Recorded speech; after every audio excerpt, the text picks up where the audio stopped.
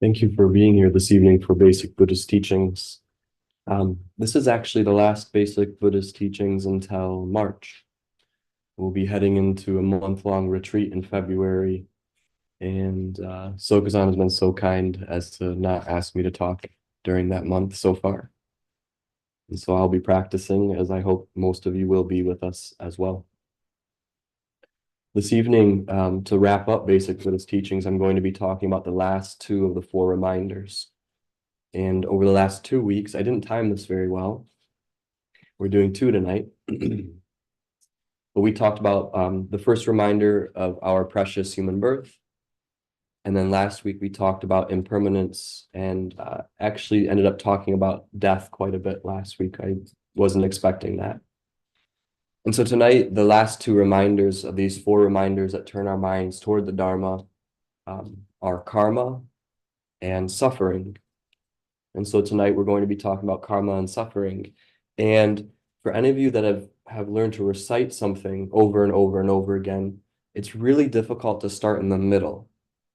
I've said this perhaps thousands of times. And so starting with 3 and 4, I didn't want to stumble over it. So I found the original copy Sokuzan gave me 11 years ago of these four reminders that turn the mind toward the Dharma to help me remember. So the third reminder on karma goes third: when death comes, I will be helpless. Because I create karma, I must abandon harmful deeds and always devote my time to virtuous actions. Thinking this every day, I will examine myself. So when death comes, I will be helpless. That's how that first reminder starts. So we are picking right up off the second reminder of impermanence. Life is like a bubble. Death comes without warning.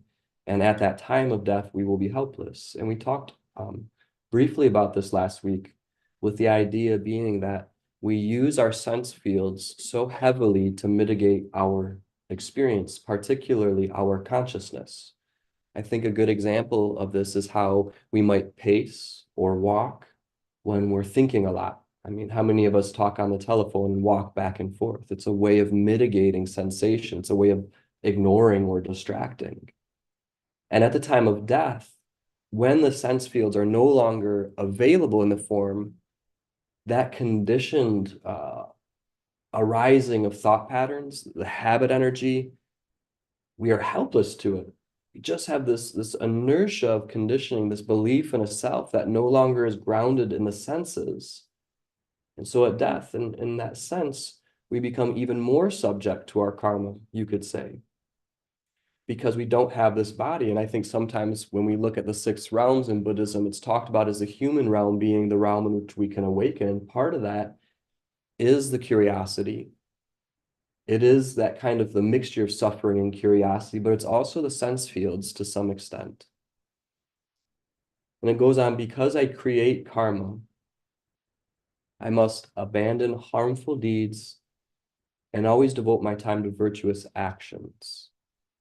And this is a very relative expression of the path, to abandon harmful deeds and devote ourselves to virtuous actions, which, if you look at it, this is the first 2 of the Bodhisattva vows. 3 pure precepts. I vow to do good, to abstain from causing harm, and I vow to be with all things. So I will function for the benefit of the others, and I will endeavor to abstain from causing harm. And I think sometimes we don't appreciate this enough. We don't acknowledge, sometimes we get sucked up into the idealization of realization itself, that we aren't willing to engage our world around us. And this is some of the inspiration for a talk I gave some time ago about kindness, just the simplicity of being kind. Now, kindness as an expression is not realization. That's not to say that we are free from having to do anything kind and we'll just do whatever we want. But to look at our intention and this particular set of reminders every day, to recite these, to return our intention or our attention to the Dharma, to be kind. That in as far as we can, to refrain from doing what we know is just being done to cause harm, to cause trouble, to just be self-satisfied that somebody else knows that we were correct, or we can at least acknowledge, well, at least I said something, and to come to the intention of the vow to work with others. So abandon harmful deeds. It's not something you do as in just like you just snip a line and now harmful deeds are gone. We're told to look at it, bring awareness to that impulse to prioritize the self, bring the awareness of how we put our identity at the center of our world and we position and strategize everything else around getting what we would like. And devoting our time to virtuous actions. This starts on the cushion. The idea of virtue is pretty pervasive in Buddhism, although it's not something we talk about a lot here, virtue or merit. But the first virtue, you could say, is the willingness to train one's own mind, which has to acknowledge that the mind is unclear. It's very difficult to train your mind if you believe you're already clear about the nature of what's occurring.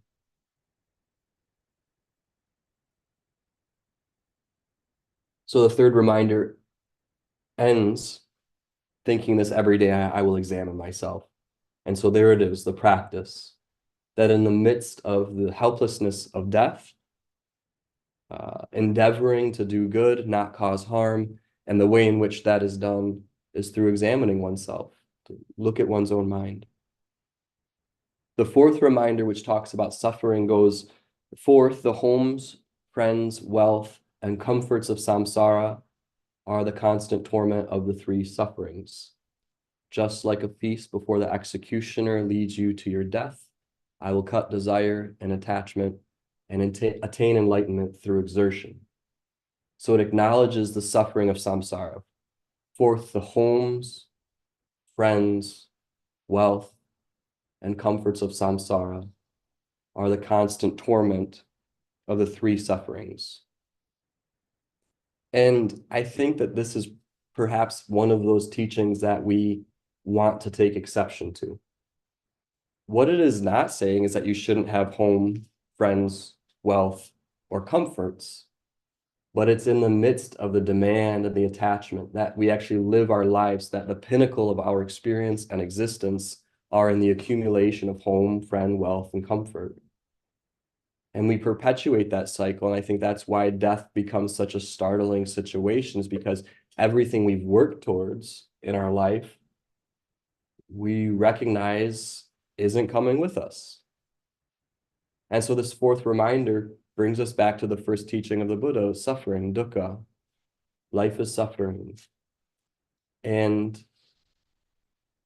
that shouldn't be softened. That shouldn't be talked about in a way that just alleviates and makes people comfortable with that teaching. That should be an uncomfortable teaching. One to not be accepted or just believed in, but it's not intended to be a comfortable teaching. Life is suffering. How many times have we heard Sokuzan say that? Perhaps more directly than most. And always following it up with not part-time. Life is suffering. And so not only is life suffering, but the Bodhisattva has the intention to cut desire and attachment and attain enlightenment through exertion. And there's a little, I'm not sure who this original translation came from, but there's a little section where Sokuzan put in parentheses, I say, observe it. I will cut, observe it, desire and attachment. Cutting is probably the most common phrase we're used to, like cutting through desire, cutting through spiritual materialism. It gives you a sense of accomplishment. There's an action or an activity that will actually destroy, kill, eliminate defilement. And Sokuzan's constant refrain is just observe it. If you see it's unreal, why would you need to get rid of it? If you feel like it needs to be gotten rid of, then you feel that it's real.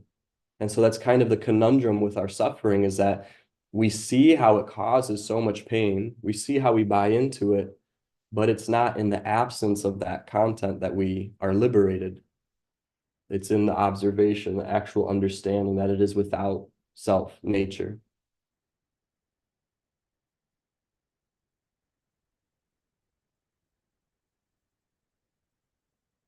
And to just finish it off, there's even a little instruction at the bottom from Sokuzan.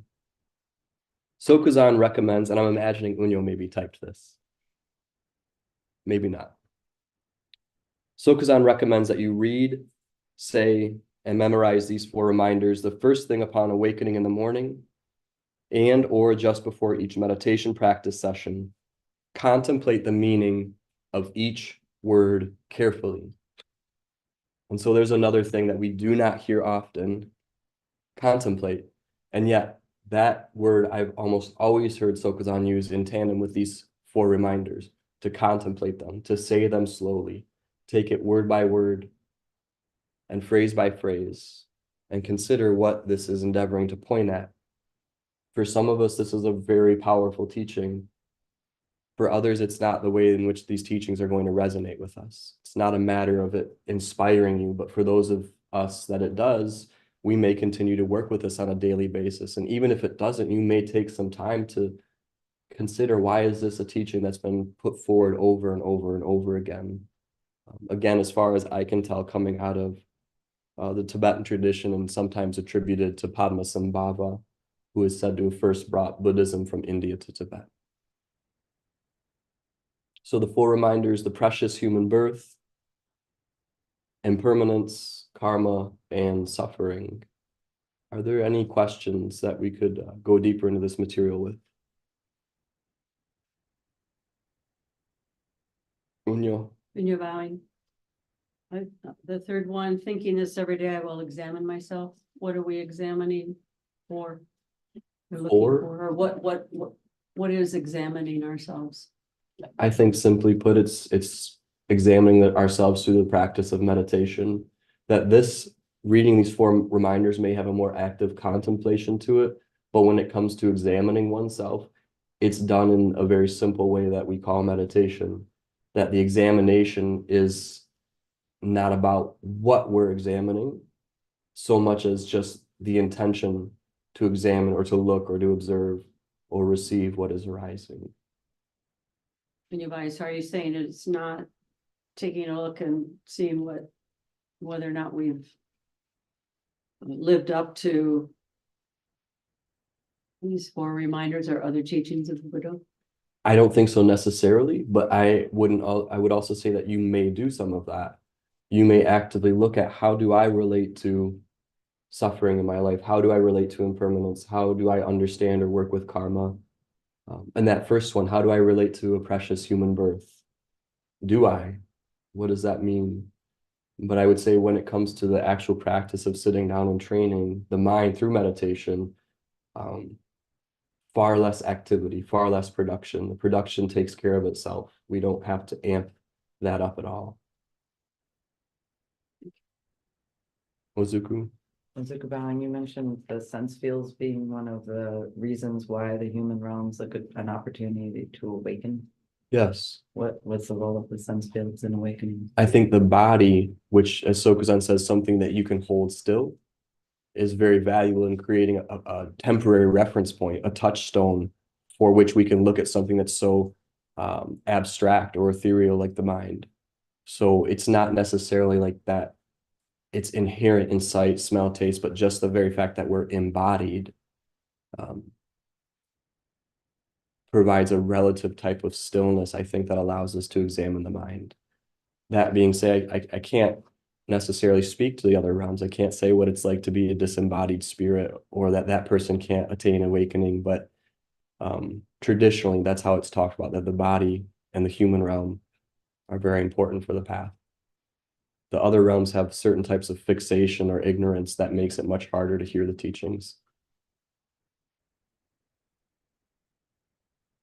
Ozuku Bowing, with the 6 realms teachings, does that mean that we should, if we notice that we spend a lot of time in jealous God realm, that we should endeavor to move back towards the human realm? If you're aware that you're in the jealous God realm, you're probably in the human realm.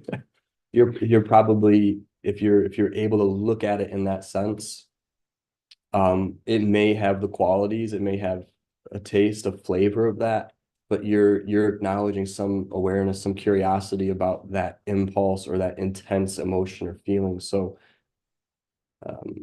I feel that those that are in those other realms, like the hell realm, are less likely to be aware of that in a way that allows them to look more closely at it. Thank you. Further questions on the 4 reminders? Jen? Jen bowing. I noticed when I recite these that I kind of race through number 3, and I feel like maybe it's because it feels a little less tangible somehow for me versus suffering and impermanence and preciousness. Those I can relate to practically. And I guess I'm wondering how can I better understand and better, more practically relate to karma? I don't think it has to show up as a resolution of the concepts, but just to bring some attention into that area, just being aware that there's some sort of resistance or a speediness, I think you said, to just kind of get through that 3rd reminder. And I like to chew on these words a little bit. You could take just the start one day and just, when death comes, I will be helpless. When death comes, I will be helpless. When death comes, everyone is helpless. And then because I create karma, maybe that alone, because do I create karma? How do I create karma? What is karma? You could even go into some of what's something Sokuzan said about karma. What are some traditional teachings about karma? It may never resonate with you. I know for the longest time, I could not stand the 5 skandhas. That would not connect with me in any sense. And then persisting, now it's, at least conceptually, it's something that really I can resonate with. And now I'm onto the 12 links. That's one I can't get into. And I may never get into it, but I should continue to look at it. So similarly, just continue to recite these and maybe take that one and break it down and take a phrase every day and look at it a little bit. Ask Sokuzan questions about it.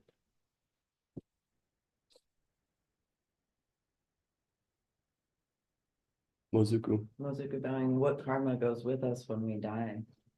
Without the body. I don't know. It's hard to say what happens when you die, but it feels that there's a tremendous amount of inertia we create through this lifetime. There's a tremendous amount of conditioning that doesn't just break free. We actually can perpetuate the belief in a locality of identity that we maintain through belief. And that's what I look at. And as we've talked about, the closest realm we can talk about in this area would be dreaming. And it is just, when you really think about it, it's shocking how rigid dreaming can be, even in the most absurd dreams, how we still insist on being a body. We still insist on being this body. And if not this body, a different body. We still insist on breathing. We still insist on walking. And there's no physics in the dream realm. And so you can see how powerful the mind is. And when it functions in what might be called the form realm, and that's kind of contrary of the desire realm, the form realm, and the formless realm. The form realm really starts to look more at consciousness outside of physical structures. So that was my first introduction through Sokuzan, was talking about the dream world kind of as the realm of form. So similarly, at the time of death, we may be surprised at how much continuity we create through grasping and demand that really only exists because of the grasping and demand. Mozuku bowing, the way you just described it, it sounds like you're going into habit formation. Is that the area you're pointing to? That there's certainly a lot of habits. There's certainly a lot of conditioning in that area that we take with us. Yes. Mozuku bowing, if we have no control over our thoughts, how would you take a reminder like this and work with it if we're talking about It's not about controlling your thoughts. It's not about getting them to function in any way at all. And you could say, in a way, that's the very trap. You believe they're real, or you're trying to convince yourself that they're unreal. And it's in the awareness itself. We're substantiating the thoughts. We're empowering the thoughts when we try to get rid of them, or when we're verifying or validating them. So that's why Sokuzan comes back to just observe it. Observe it. It's the awareness that seems to be so important, because those thoughts may never shift or change into anything like you want them to.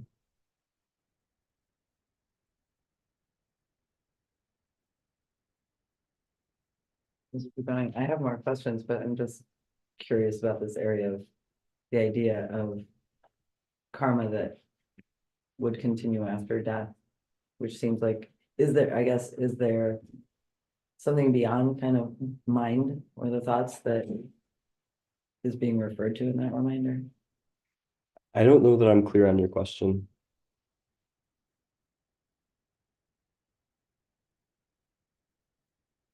Your dream analogy makes me think that we're talking mainly about thoughts, imagination, maybe emotions, things that show up in a dream might show up after death. So is that what the third reminder is trying to point out to us? I think the third reminder is endeavoring to point out how we continue to perpetuate this cycle, that we actually set up the seeds for our own disappointment on a daily basis through grasping, rejecting, and ignoring. And that if we don't see through that, if we don't see into that, what that is fundamentally, that just because we're not in a body anymore does not mean we're going to be free from the viciousness of that cycle, of that grasping, rejecting, and ignoring.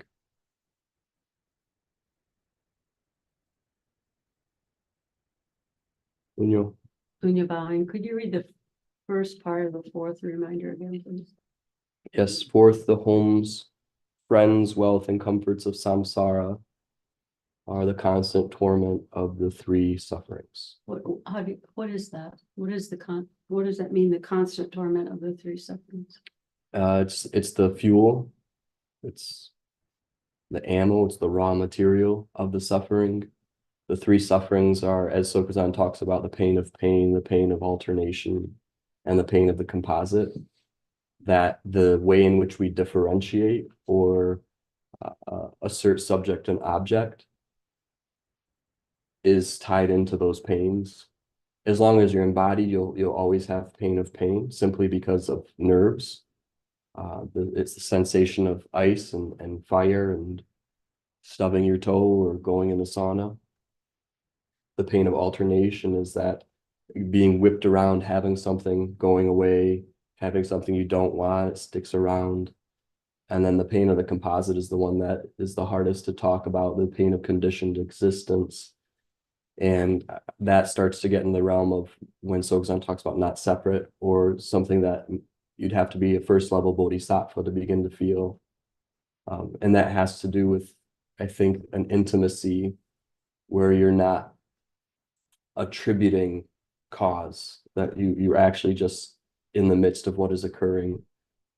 And the closest we may be able to come is the way in which we resonate with the pain of others. That's not the pain of the composite, but when you feel viscerally the suffering of others. To me, that's like maybe a spark of it.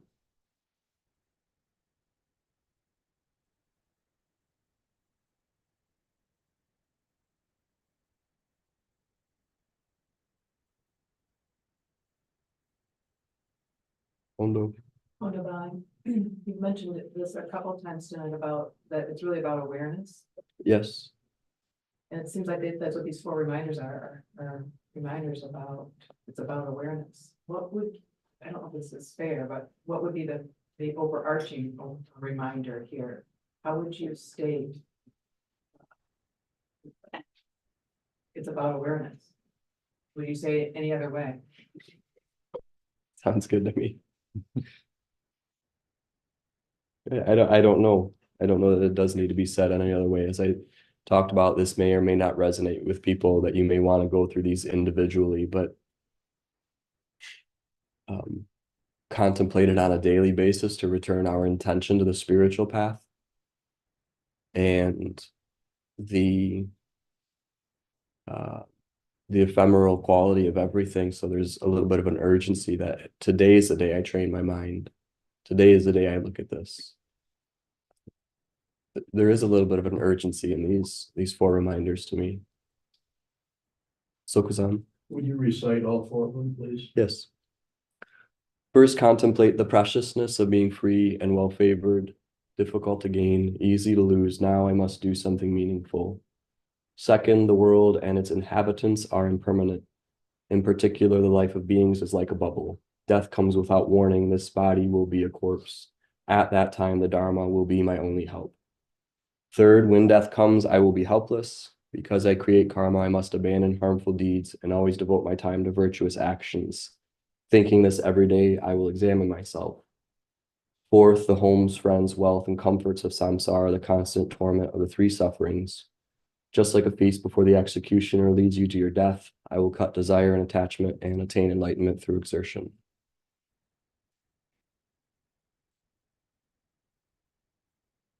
Shodo. Sure, bowing. Are there basic things that we're turning away from when we turn our minds toward the Dharma bowing? You are, to me, you are reconnecting with an intention, which is not a turning away from. You could almost say it's a shift in intention. It's prioritizing what you're doing and looking at everything as the fuel for the path.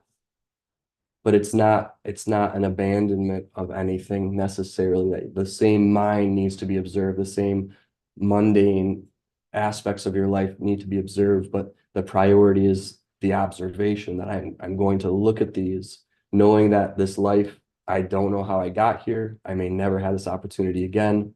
I may never be able to see this because it could be gone tomorrow. I'm perpetuating my own suffering, and therefore now is the time to do it.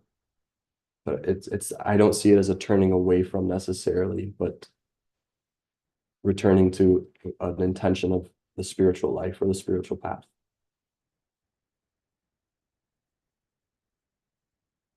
Yoka. Yoka bowing. With impulse, say an abrasive situation shows up and there's an impulse and we want to look at it, but we feel like we missed it. Is there something to return to? No, thank you for that question. Be very, very tentative to go backwards, because backwards is not backwards. It's like, here's the impulse. Then you notice it and you've left it, and here's going back to it.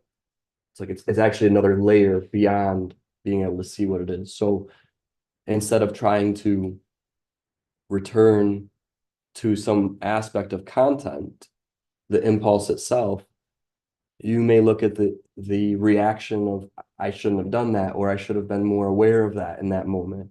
So however it's showing up, that's where we look at it. It's not that you couldn't reflect on the sensation or the experience, but as soon as something else has arisen, that's the most important thing, not what preceded it. But at least that's how I understand it, is if the awareness is primary, we're not looking at content to reveal the truth. It's the awareness itself of whatever is arising. And so we have to see however far we've layered beyond the initial situation, that's where we look at it. Yoka bowing, the constant torment of the three sufferings, is that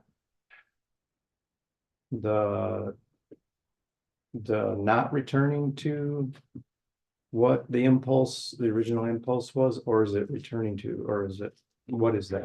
The constant torment is the way in which we cycle through the three poisons, to me. That analogy of, you have aggression, you have an outburst, first poison. It shifts into embarrassment and apology, so passion, the second. And then it shifts into ignorance, where, okay, we're okay now. And that sets up the ground to do it again. So there's no awareness. It's just constant resolution. Resolve the anger with remorse, resolve the remorse with ignorance, set up the stage for anger again. And so the constant torment of the three suffering is just the way in which we're grasping and strategizing. It's not the content itself. It's not the anger itself that's the torment.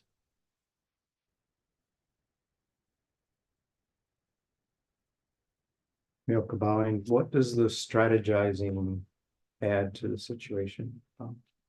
Confusion. We think it's very logical. It just adds another layer of complexity, covering up what's occurring, trying to feel safe, create reference points that validate who we are and what we've done, what we're not going to do, and what we are going to do. And we use everything to create that narrative, to create that safety net, positive, negative, and neutral. Yin Long, did you have a question? Yin Long bowing. On the surface, it seems like there's a contradiction, relatively speaking, between the end of the second and the first of the part of the third. How do you work with that, bowing? Well, could you start by saying a little bit more of how you understand that contradiction, or yeah. Yin Long bowing. This body will be a corpse. At that time, the Dharma will be my only help. And then immediately followed by, when death comes, I'll be helpless. So which is it? Bowing. Yeah, it depends on who you are, I guess. To me, the inspiration there is to practice that while you're living. The Dharma will be your only help. Practice it. Train your mind right now. Be as clear as you can, coming to that moment of death, not knowing when it's going to come. But when that moment comes, don't struggle. There's nothing you can exert that's going to alter what's going to happen. So the more just sense of being with or willingness to just observe that transition, I think, is what's being pointed at. So certainly, I mean, you've studied probably more than I have, and I'm sure you've come across contradictions everywhere in Buddhism. And so that's how, for me, and it may show up differently for you, but the first one is practice now. Practice while you have the chance. Because when the time comes, there's not much you're going to be able to do. In the Tibetan tradition, it's like if you have the greatest karma, you'll die with an enlightened master, and there's a practice called Powa. The consciousness projects itself through the crown of the skull into Sukhavati, into the pure land of Amitabha, or the copper-colored mountains of Padmasambhava. But that's only if you're lucky enough to die with your master sitting next to you and they pop your consciousness out. Most of us. Yeah,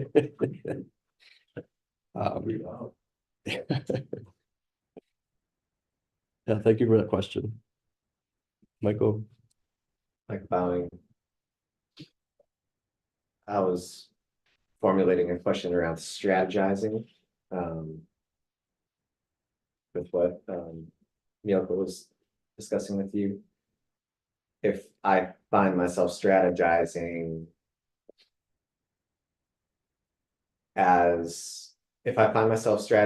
by using the practice to get out of suffering, what do I do about that? I'd say be kind with yourself and just notice that it's not. If any one of us is being completely honest with ourselves, there's probably some of that happening. I mean, I know I would like to practice not to suffer. I know when I'm going through my most difficult periods, I go right to practice. Why? I don't know. Am I trying to alleviate that suffering? Am I hoping that I can meditate the pain away? I'd be lying if I didn't say there wasn't some of that, maybe not in its entirety. So just being aware that we may be looking to alleviate something through practice. Don't have to stop that, but you also, at least in listening to Sokuzan, which you have been for a very long time, you're not going to get away with it for too long. You're not going to be backed up in that too much. A little bit. There are times where Sokuzan gives me practices to try to perhaps take the edge off of something, but usually not more than I need to keep going. Just enough to say, I'm going to keep doing this. I think you were one of the first people he told to stop practicing here for a little bit. It was like a week, or wasn't there a week or two where he just said, don't do any forms? Maybe If that happened, that was during a period where I probably don't have much of a memory of it anyway. So. Okay. I could misremember too. I would get that from Shoto. Yokodo, Yundao, Sokuen, Daryl. Can we enjoy the feast while the executioner leads us to our death? Absolutely, absolutely. Why wouldn't you? I Um, mean, it's like such a precious thing. If there's a pizza in front of you, it's not like, well, I don't eat pizza because that's the cause of suffering. It's just know that it's coming to an end. The suffering's afterwards, right? The stomach ache. You Dabang, is being aware of the attachment while we're enjoying the feast somehow perpetuating the attachment to it? I don't know. I don't think so necessarily. It's again, we're not looking to use the teachings to resolve apparent contradictions. So just enjoy it. You don't have to like talk yourself out of a good time.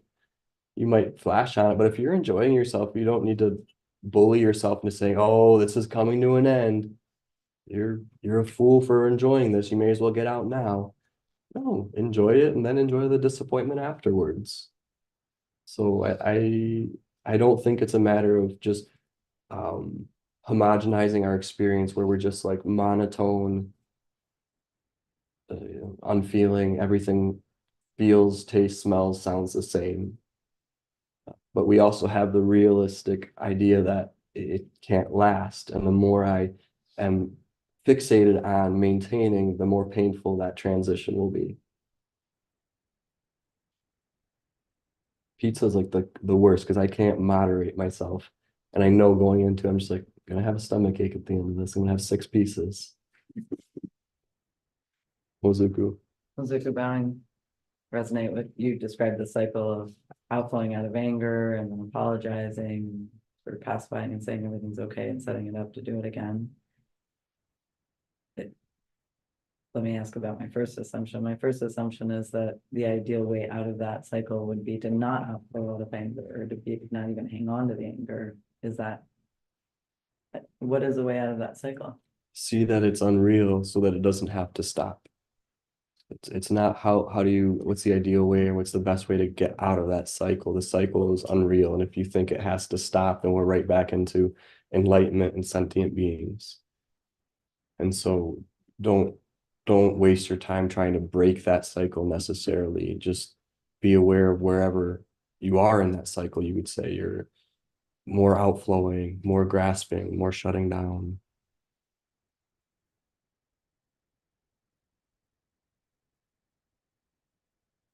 Go ahead, Jishin.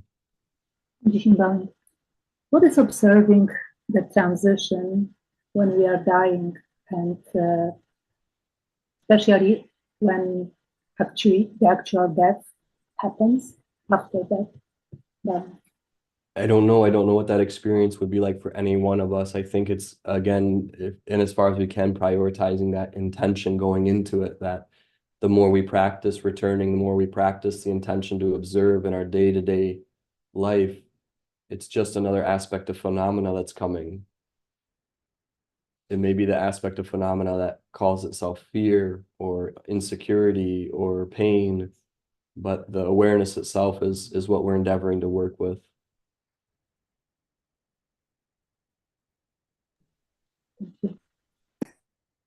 Go ahead, Sokaran. So Grim bowing, if we find ourselves having difficulty being kind, what is one step below that? Bowing? Being neutral.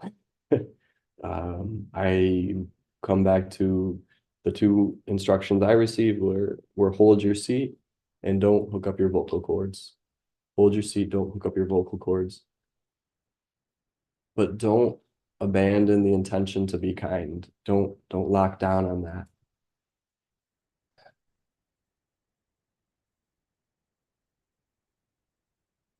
If you can, the simplest thing of just saying hello.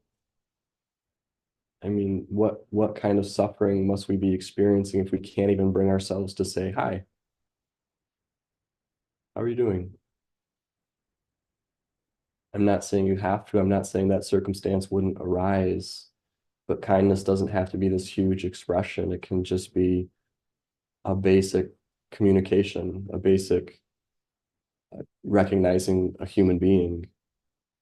I mean, at its core is, can you honestly look at anyone and say, I don't want them to be well. I want them to suffer. That story can come up. I'm not saying we don't have that story, but it's hard to look at a human being and say, no, I actively want you to be in pain. So I think, looking at somebody, if nothing else, maybe there's no formal verbal communication, but don't look away. You could say, don't look away. Thank you. Before we close, I really appreciated finding this paper. I don't know if you recognize this, Sokuzan. Sokuzan sent me into retreat 10 or 12 years ago, and he had me doing prostrations and learning a long refuge vow recitation. And he insisted that I draw pictures of our lineage holders. And I drew a picture of Sokuzan. Oh, here's Sokuzan. And Kobin's got like the tufts of hair. He sometimes had a little hair on the sides. And I don't know why Dogen doesn't have a mouth. Bodhidharma's got a big beard. Can you hold it up one more? Yeah. Oh, yeah, I do remember that. Yeah, I'm the one with the frown. And the furrowed brow.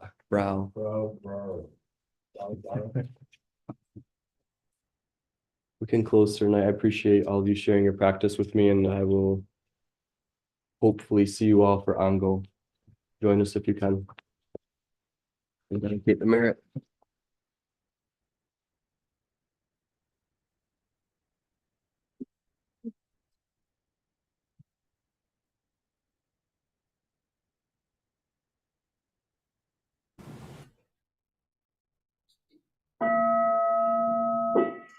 May the merit of this penetrate into all places, so that we and every sentient being together can realize the Buddha's way. Jio san shi shifu, shi son wu sa moko sa, moko ja horo mi. The 10 directions, the 3 times, all Buddhas, all venerable ones, Bodhisattvas, Mahasattvas, the great Prajna, Paramita.